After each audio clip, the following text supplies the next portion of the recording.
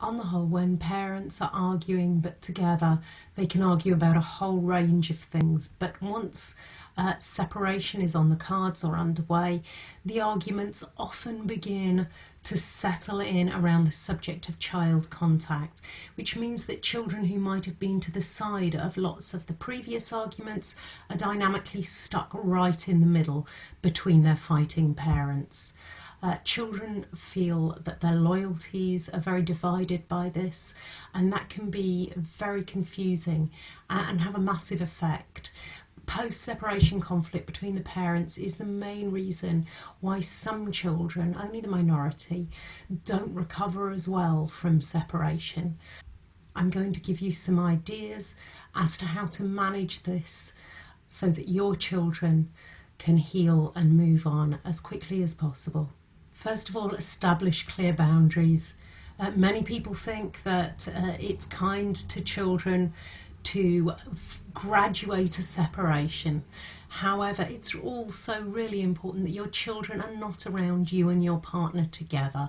Minimise that as much as you possibly can. Don't argue in front of the children. Keep your arguments separate to contact pickups and drop-offs. Don't talk in front of your children to other people about your partner, and for heaven's sake, don't put your ex-partner down to your children. Incredibly tempting as that might be, you will hurt only them. Accountability. If you want your children to grow up with a strong sense of right or wrong, don't make excuses for abusive behaviour. Loyalty.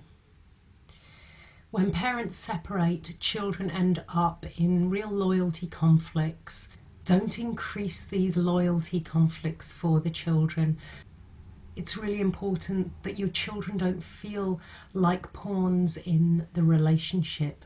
Most parents post-separation want their children to have contact with the other parent. That might take time, however.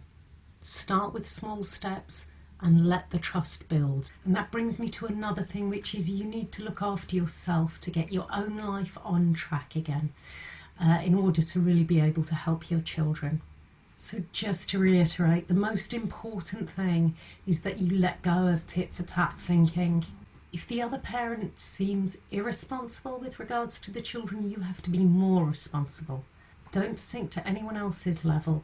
Do what you know is right for the children.